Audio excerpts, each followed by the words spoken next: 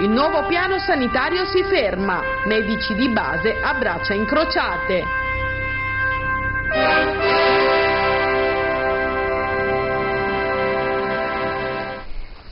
E allora, lo sciopero dei medici di base in Veneto, ne parliamo questa sera con gli ospiti che abbiamo in studio. Claudio Sinigaglia, consigliere regionale del Partito Democratico, buonasera, membro anche della Commissione Sanità. Al suo fianco abbiamo Domenico Crisarà, segretario della Federazione Italiana Medici Medicina Generale del Veneto. Grazie anche a lei di essere qui.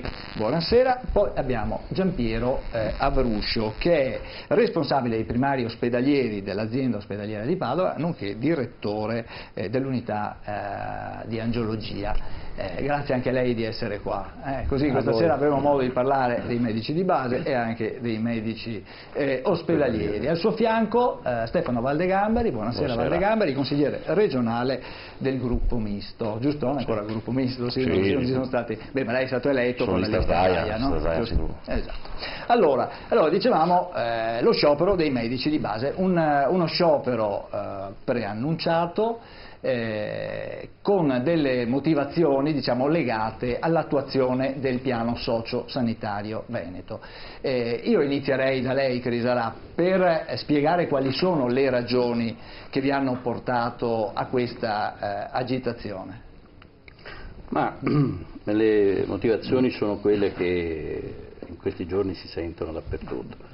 Cioè noi siamo di fronte a un piano sociosanitario regionale che è stato applicato giustamente e correttamente dentro una redistribuzione, una reingegnerizzazione dei posti letto ospedalieri, portando il Veneto al rapporto tra posti letto per acuti e popolazione, posti letto ospedalieri, di 3 posti e mezzo circa ogni 1000 abitanti, che è tra l'altro la media più bassa d'Europa, non d'Italia, nel rapporto posti letto cittadini.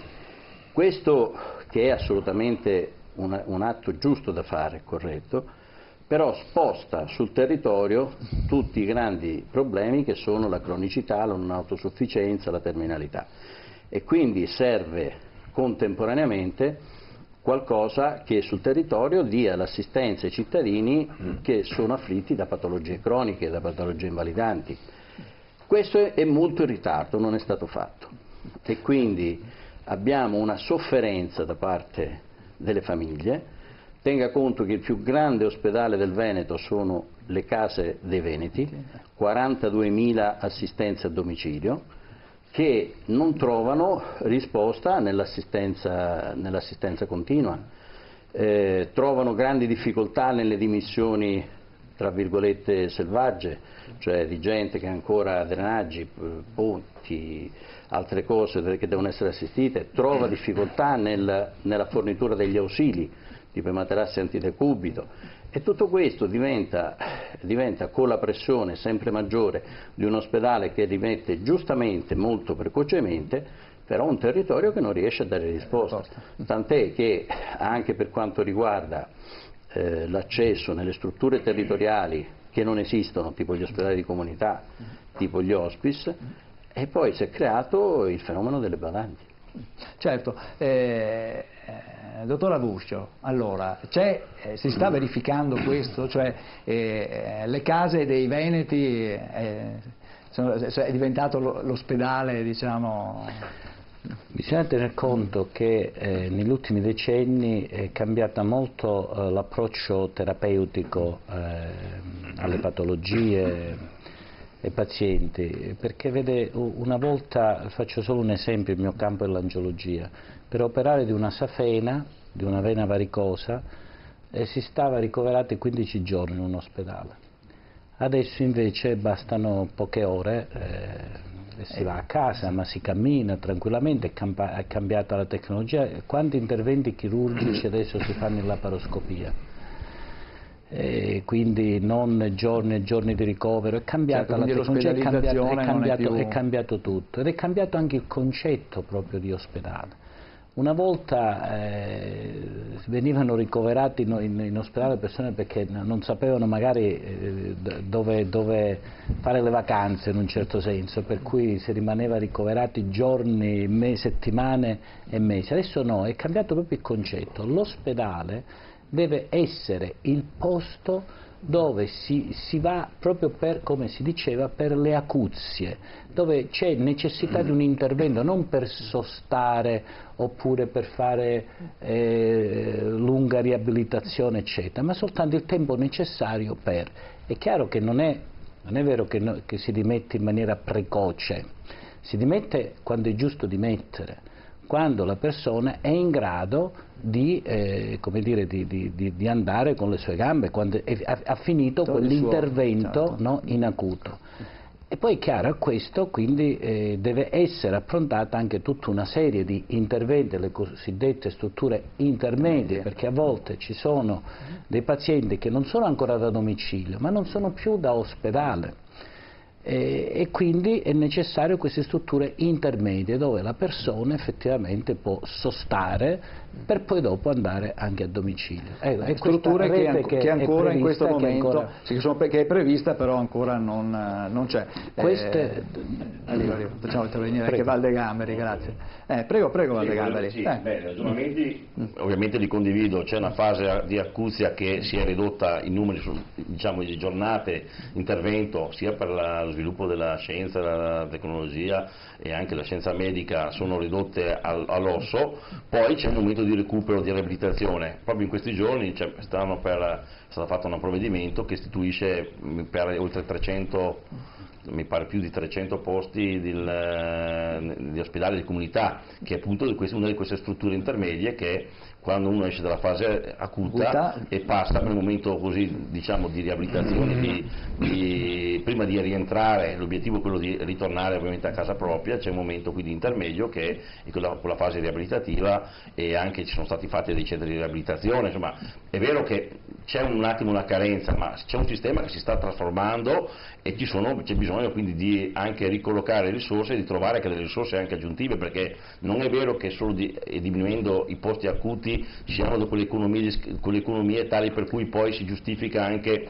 è parzialmente vero, anche perché se vogliamo fare per esempio la medicina territoriale come la medicina di gruppo, quella tra certo, i medici, servirebbero, che è quella che forse è oggetto anche di contestazione da parte dei medici di medicina generale, è stato attuato un modello, in alcuni casi ha funzionato, altri casi meno, però comporta costi aggiuntivi, attuato ovunque comporterebbe almeno al bilancio si stima 130 milioni di euro in più. Poi ci sono degli aspetti anche fiscali da risolvere, aspetti perché mettere insieme le persone, in sé per sé dovrebbe fare i medici di medicina generale che si mettono insieme, certo, per dare maggiore copertura, maggiore funzionalità, maggiore efficienza, medicina di gruppo integrata. Ecco, ci sono state delle difficoltà, adesso occorre quindi tarare le cose e cercare le soluzioni. Certo è che queste non costano meno, portano a risorse aggiuntive che sappiamo benissimo con le difficoltà che ci sono nel bilancio non è sempre semplice trovarle, ecco, quindi credo che il discorso dello sciopero non sia la risposta giusta, il modo giusto di affrontarsi di fronte a un bisogno di cui comunque si sta risolvendo, anche perché per quanto riguarda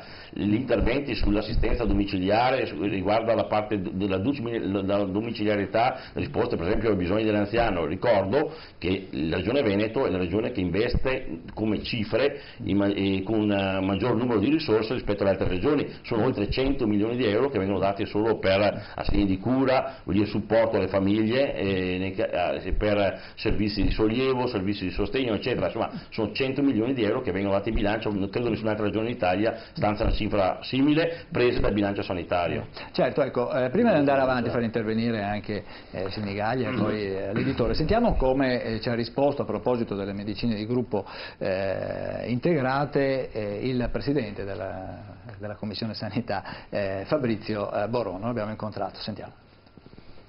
Guardi, i fondi per le medicine di gruppo ci sono sempre stati messi a bilancio, è vero che ne sono programmate nel piano sociosanitario oltre 200 ed è vero che ad oggi ne sono autorizzate una novantina e ne sono partite un po' di meno, però voglio dire, i soldi ci sono sempre stati, c'è stata ovviamente una contrazione determinata da un riparto che ha diminuito le risorse a livello nazionale nel 2015, Però è anche vero che è arrivato il momento, credo, di fare un tagliando, che il punto dove non ci può essere deroga è l'aumento dei costi.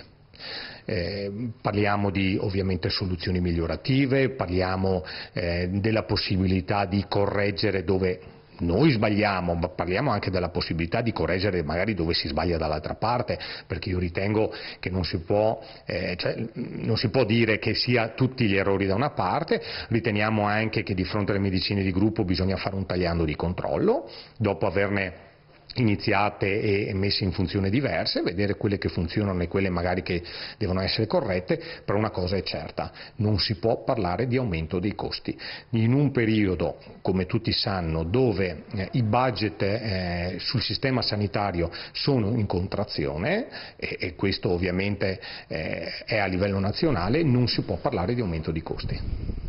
Allora, così Fabrizio Boron, Sinigaglia, Boron dice è il momento di fare un tagliando, cercare di capire se il nuovo sistema funziona sostanzialmente. Così. Il travaglio è presto fatto, sono partite circa il 15% delle medicine di gruppo integrate rispetto a quelle che dovevano partire, vuol dire nulla, su altre cose su questo 15%, il 70% era già presente prima della riforma, prima del piano sociosanitario, non si chiamavano medicine di gruppo integrate, si chiamavano UTAP. Quindi il piano sociosanitario prevedeva 2 punti di riferimento della grande riforma della struttura sociosanitaria del Veneto: l'ospedale per le acuzie, è già stato spiegato, il momento appunto in cui uno criticamente sta male, quindi si va a operare, va a fare l'intervento chirurgico in ospedale, e poi la presa in carico della persona, un termine importante questo, la presa in carico della persona nel territorio,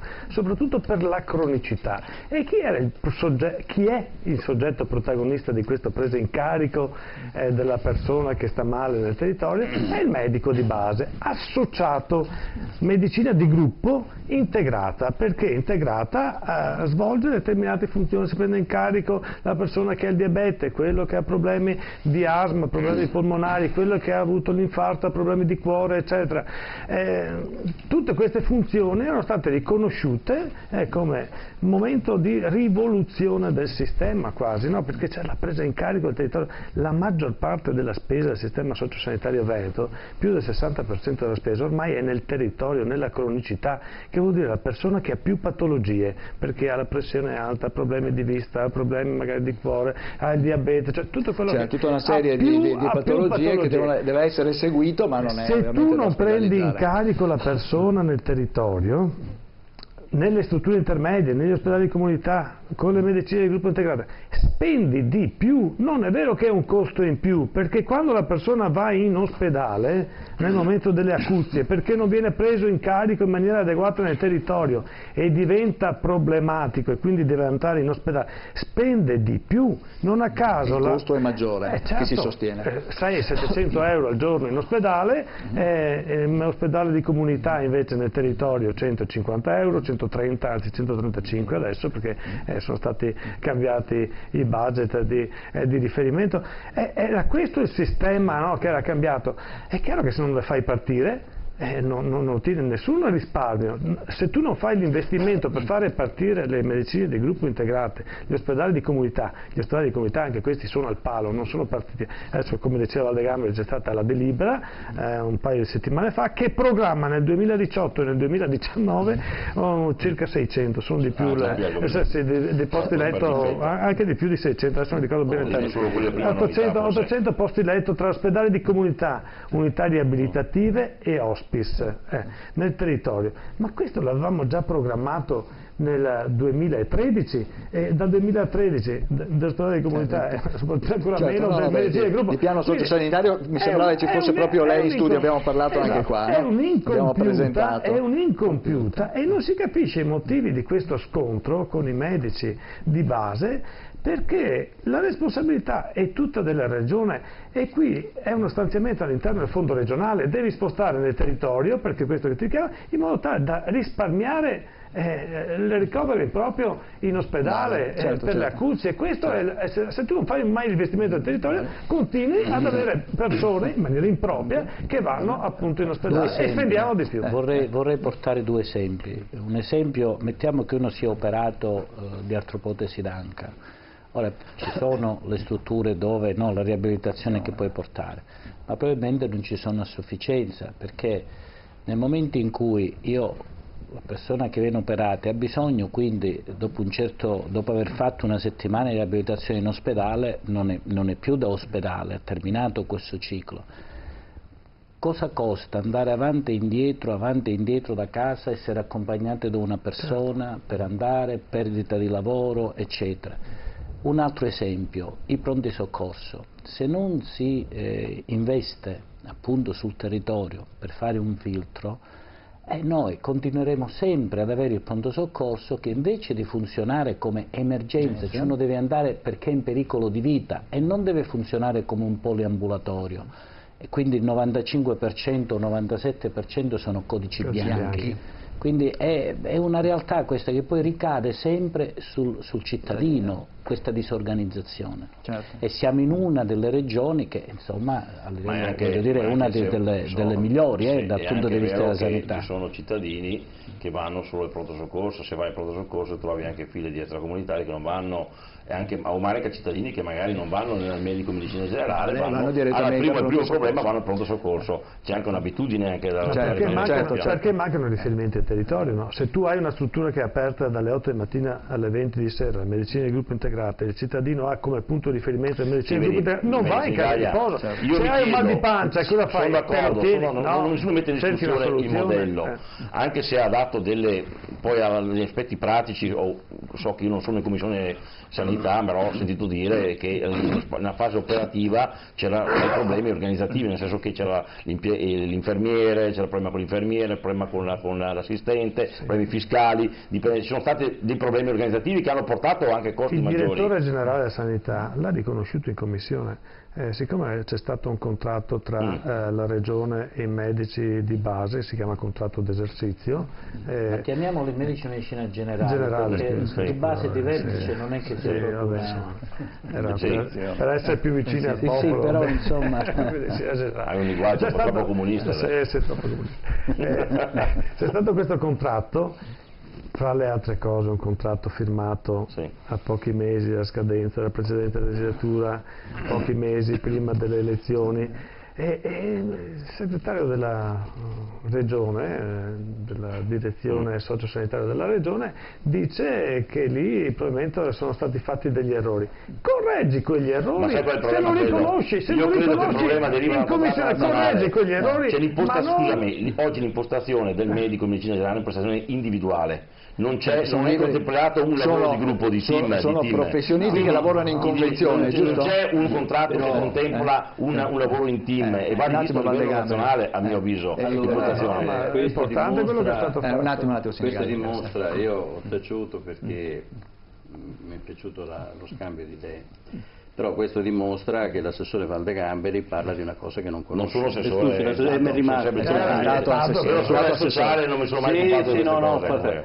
Perché il contratto nazionale prevede, e infatti anche in Veneto come in altre parti d'Italia, prevede delle medicine di gruppo, punto, che sono medicine, cioè sono associazioni tra medici che danno delle garanzie di lavoro in team, lavorano nella stessa sede, tengono aperte in Veneto 7 ore al giorno e sono sempre state, cioè sono contemplate. Scusi, la contestazione all'Agenzia delle Entrate cosa riguardava? Allora, la contestazione non è una contestazione all'Agenzia delle Entrate, è una roba che non c'entra niente col contratto nazionale, è la modalità di rimborso del personale che viene messo a disposizione dai medici nelle medicine di gruppo integrato. Che è puramente una questione di tipo fiscale che assolutamente è già superata, perché ti dice soltanto in che forma, se deve passare all'interno.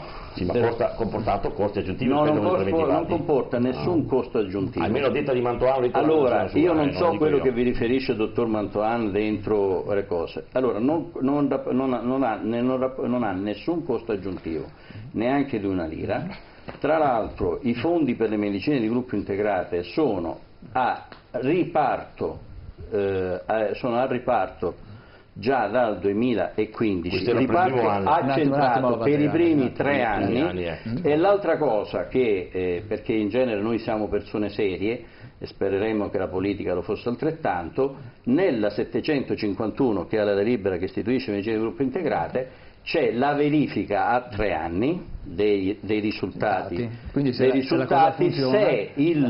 il risultato è negativo, economicamente negativo, la medicina di gruppo integrata non viene più finanziata e viene sciolta. Il piccolo problema qual è? È quello in cui accennava il dottor Sinigaglia.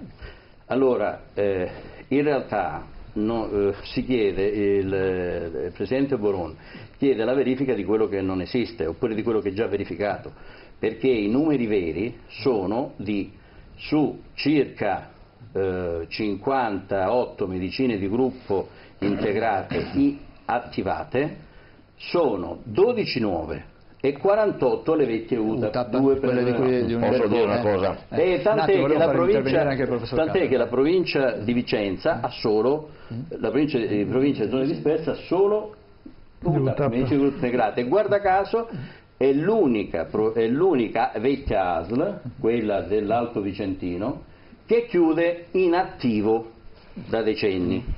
Allora, che poi è il modello che ha tirato su il dottor Mantoan. Allora il problema qual è? Io non devo andare a verificare quello che ho già verificato, ed è nell'essere del contratto la verifica. La cosa è che in realtà quello che sembra è che ci sia stato un cambio dell'indirizzo della politica che ci ha ripensato per altri motivi che non sono quelli. Posso dire una cosa? Io mi sono letto i verbali di dottor Mantoan, quindi non faccio parte della commissione e quindi da 5 anni non mi occupo di queste materie, però sono andato a leggermi oggi i verbali della commissione dove dice l'esatto contrario di quello che dice lei. Io l'ho letto la commissione che avete fatto voi, il Presidente Sinigaglia è presente, dove dice chiaramente che se dovessimo applicare oggi tutta la medicina di gruppo così come impostata, avremo una spesa aggiuntiva, dette parole di Mantoan verbalizzate, di circa, mi pare, 130 milioni. 30 milioni di euro in più. Vuol dire 300 medicine del gruppo integrato? Il fondo è dichiarazione di fondo inaccentrata. Dato che lei però è un consigliere con 20 esperienze, un fondo inaccentrata è già di 150 milioni posati. Sono soldi comunque in più, primo punto. Seconda cosa, io mi chiedo, ma se i medici che, è una domanda che faccio a voi che siete più esperti di me in questo, se i medici che lavorano singolarmente hanno dei costi, perché la struttura, l'ufficio, il laboratorio, cioè, ha dei costi, ma se lavorando insieme non fanno delle economie di scala. In economia funziona che se mi mettono insieme risparmio una sola utenza, uno solo stabile, uno solo qua non funziona lo stesso. Ci sono le economie di scala, perché spendiamo di più? Domanda. Non spendiamo perché deve studiare, perché non spendiamo su queste strutture che rimangono a carico nostro. Viene speso su una roba senza la quale il sistema che si diceva adesso non funziona, che è il personale. L'aggiunta di più sono segretarie ed infermieri, che tra l'altro, visto che lei la vede in negativo, sono 4.000 posti di lavoro in più per la Regione Veneto. Non c'è costo di più? Dov'è il risparmio? Ma cosa? Ma le 4.000 posti di lavoro per lei è un costo in più. Ma scusi un attimo, ma lei pagano i cittadini, io lo devo ragionare da chi? Perché? Devo ragionare da un budget che lo Stato, la Regione dà sempre meno soldi. Guardi, il budget dello Stato per la Regione sta diminuendo. Non vengono da Marti i soldi, a casa sua deve fare i conti. Non può dire per più, lei, scusami, lei pensa di urlare per ragione. No, lei dimostra sempre di più di non conoscere il motivo per cui parli per se stesso, perché i 150 io guardo i conti, ma lei non guarda a casa mia 150 milioni di euro sono a bilancio bloccati dal 2015, non c'è nessuna roba in più e nessuna roba in meno. Tra l'altro non vengono distribuiti se non alle medicine di gruppo che vengono attivate e dopo 3 anni vengono verificate. Quindi lei sta parlando di una roba che non ha neanche idea. Io sto parlando leggende verbali della Commissione Sanità. E ha bisogno di leggere meglio. Deve leggere meglio. Guarda, se vuole le leggo qua pubblicamente. Lei sta dimostrando che parla. Guardate che gridando. A casa non capiscono. Uno alla volta. Guardate che perdete di vista. È giusto quello che c'è scritto nel verbale. Guarda che lo dico qua. Ma è giusto quello, ma ti rispondo dov'è il risparmio, e te lo dico prima, è stato lo stesso Zai a dirlo in maniera trionfante quando nel 2013 sono state fatte le nuove schede ospedaliere territoriali. Abbiamo ridotto 1270 posti letto negli ospedali nella previsione, ma non c'è stato nessun taglio. Perché? Perché questi posti letto ospedalieri diventano posti letto nel territorio. 1270 posti letto in più.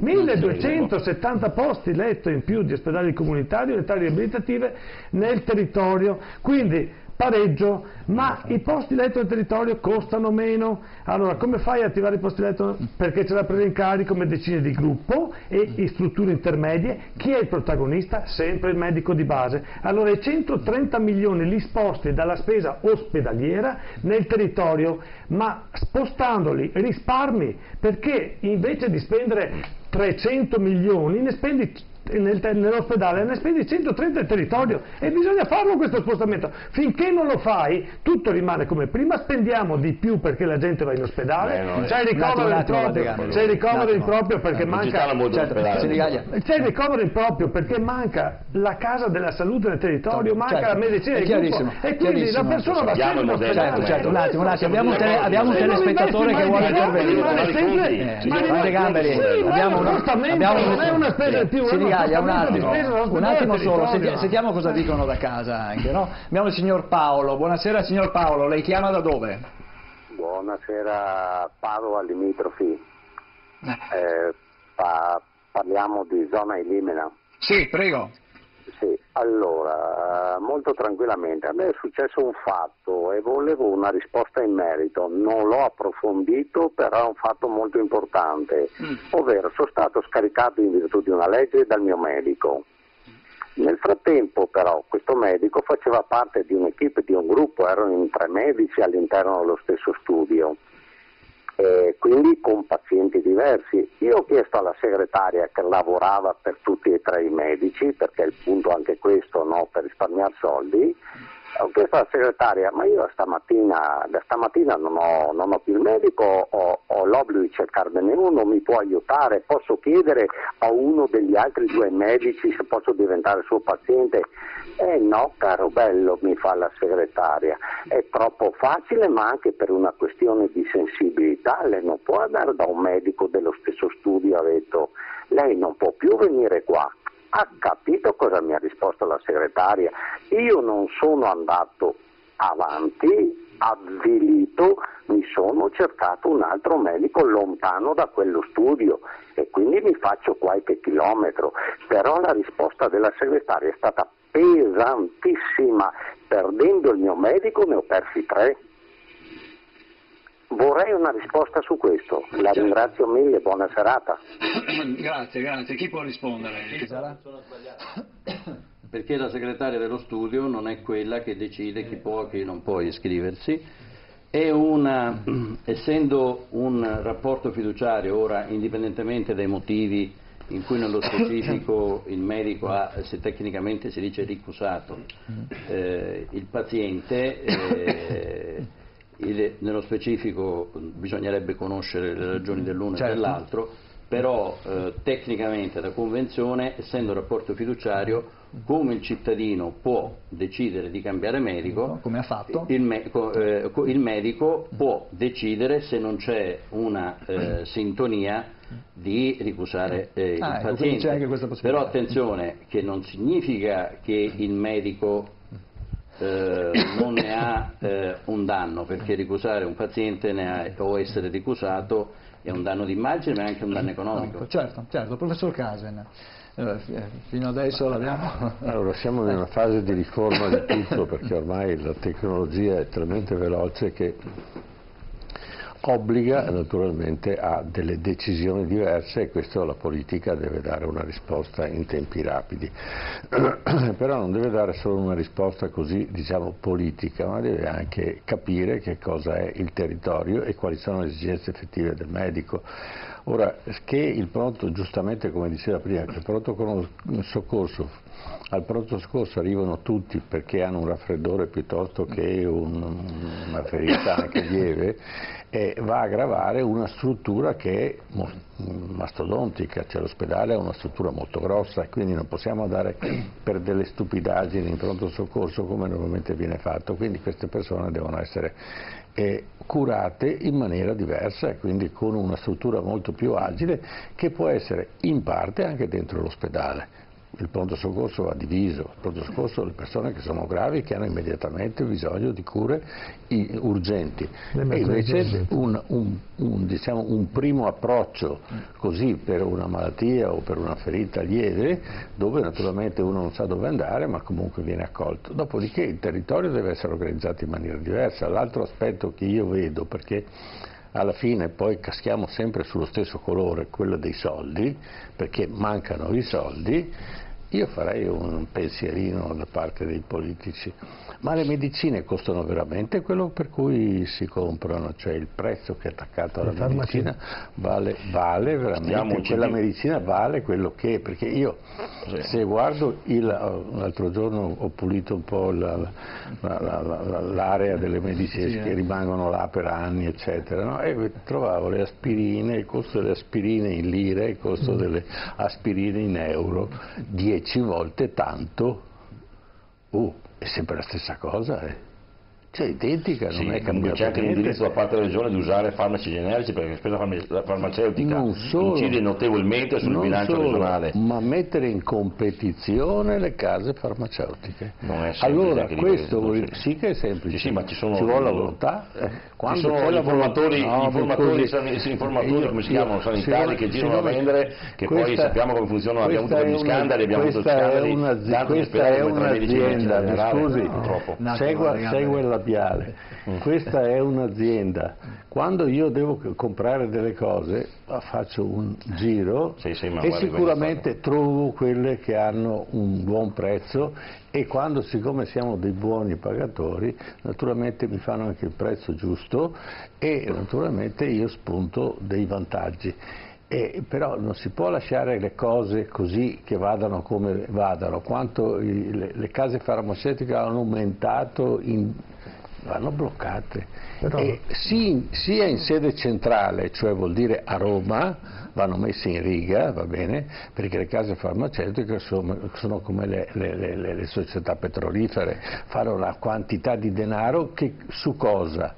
Sulla pelle delle persone. Questo non è accettabile. Però questo discorso dei farmaci è importante, però i farmaci sono sempre utilizzati sulla base delle evidenze scientifiche, quelli della classe A, i salvavita, cioè non si parla di se non c'è un'evidenza scientifica che lo dimostra a livello multicentrico, randomizzato, ci sono degli studi mondiali che vengono condotti, il farmaco non entra, e si fanno poi dei bandi regionali.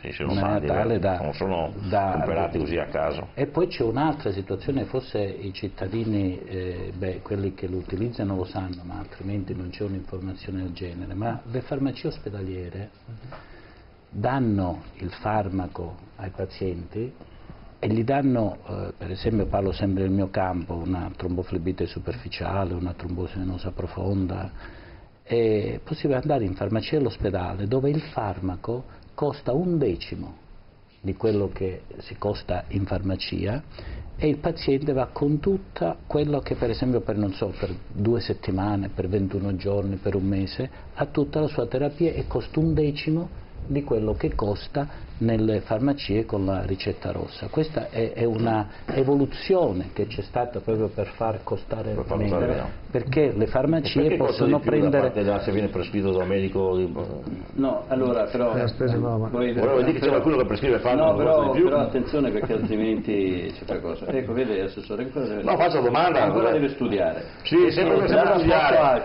Dal rapporto possiamo parlare di scandali, medici che prescrivevano prima una cosa. Domenico, lasciami dire prima una cosa. Uno alla volta. Studiamo che quello, studiamo che quello, studiamo che quello. Un'avanza di adesso lo sciopero è un momento. Scusami un attimo, per chiudere il ragionamento che ha iniziato Giampiero, perché ovviamente quando si parla di queste cose bisogna per lo meno informarsi. Allora, dati AIFA, non so se a tutti è chiaro, qualcuno sicuramente non sa manco che esiste. L'AIFA è l'azienda nazionale per il controllo dei farmaci, cioè centrale, è lo Stato. Allora, dati AIFA sulla spesa farmaceutica del territoriale, cioè quello che prescrivono i medici di medicina generale in questa regione, è la regione più virtuosa d'Italia, cioè ha un risparmio medio di circa 11 milioni di euro all'anno.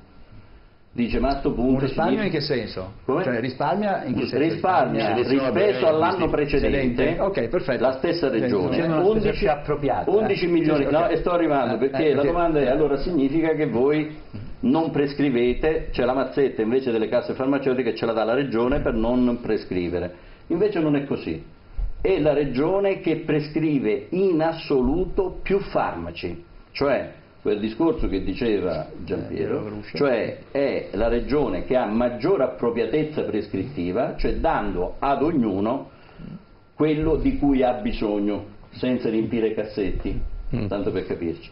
In più è la regione che più ha aumentato la spesa sui generici, oltre il 4%, il che significa, tradotto in termini delle tasche dei cittadini, significa un altro 1,5 milioni di euro risparmiato dai cittadini. Questo perché non sono dati che mi sono inventato io, sono i dati dei rilevamenti AIFA sulla spesa reale, quindi è a disposizione di tutti, per cui piuttosto che parlare di robe tipo la questione della Glaxo di 10 anni fa, che inquisirono 7.000 medici, una cosa del genere, dopodiché ne hanno rinviato a giudizio uno, no, e allora a questo punto pure la magistratura prende le mazzette delle case farmaceutiche, ecco perché dei costudi. Invece la cosa, come si chiama? Questi sono i dati ufficiali, che comunque quindi sono le tariffe stabilite direttamente per tutta l'Italia, quindi quel costo di quell'aspirina è uguale qua, è uguale a Catanzaro.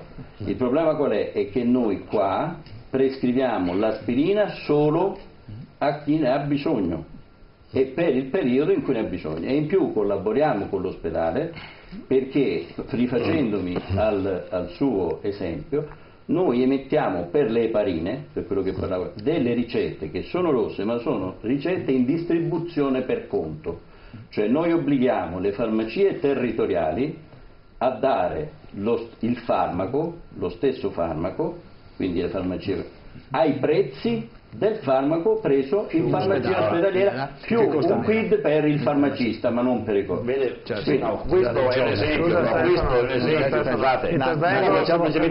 questo è un esempio che siamo una regione virtuosa che lavora bene, c'è un'amministrazione che lavora bene. No, c'è una famiglia che lavora bene. Questi sono i diritti che ha dato l'amministrazione regionale. Questo devono sapere che i cittadini, che questi diritti sono direttive che ha dato la risparmiare, che non è una regione virtuosa. Ecco questo. Lei l'hanno detto, sentiamo Senigallia che vuole intervenire, dai. Sentiamo Senigallia, poi dobbiamo andare anche in pubblicità. Volevo fare questa sottolineatura. C'è una collaborazione da anni tra gli obiettivi che la regione si dà e i medici di base, e i risultati sono questi. Riduzione della spesa farmaceutica territoriale, grazie a tutto quello che è stato detto, grazie alla appropriatezza della prescrizione, grazie anche a un'altra collaborazione, per esempio, che è quella delle visite specialistiche, per cui il medico è attento a mettere la U dove serve l'urgenza, dove invece c'è la possibilità di fare una visita specialistica programmata, mettere un'altra siga, e anche da questo punto di vista c'è una forte collaborazione, perché è fondamentale la collaborazione tra tutti tutti i vari aspetti del sistema sociosanitario e ripeto, c'è il momento delle acuzie nell'ospedale e c'è il territorio e la presa in carico del medico è fondamentale, ma mi chiedo perché si è arrivati invece a questo scontro? Perché con le medicine di gruppo integrate non si sta trovando una soluzione, ma c'è questo scontro. Allora, vogliamo dare una risposta perché c'è bisogno di collaborazione, di fare rete, come è stato dimostrato dagli ottimi risultati che si raggiungono quando c'è collaborazione. Perché c'è questo silenzio, questo scontro, questo muro che continua da mesi, quando, a mio giudizio, c'è la possibilità di trovare una soluzione? Perché è soprattutto nella modalità del funzionamento delle medicine di gruppo integrate che c'è questo scontro. Certo. Allora troviamoci attorno al tavolo e decidiamo come e si assumono gli infermieri piuttosto che l'altro personale, vediamo un attimino di trovare un punto di incontro, perché su questo poi su un contratto di esercizio che c'è questo scontro. Ma è pensabile che appunto ci sia una situazione del genere perché la regione fa finta di non conoscere, di non sapere qual è esattamente il contorno, la dimensione della necessità che c'è nel territorio, perché è necessario la delibera che è stata fatta degli 800 posti letto di strutture intermedie, è una necessità, lo sanno bene, e hanno bloccato tutto nel 2017 perché c'è invece una forte resistenza a portare avanti questo tipo di riforma. Guarda, che è necessaria come il pane, è un'incompiuta, dobbiamo andare in pubblicità un attimo che è vergognoso. Chiariamo questo punto vergognoso. Sì, certo, come no, altro che. Allora andiamo un attimo in pubblicità perché poi il tempo scappa via, facciamo questa pausa pubblicitaria, poi rientriamo e cerchiamo di chiarire allora questo punto. A tra poco.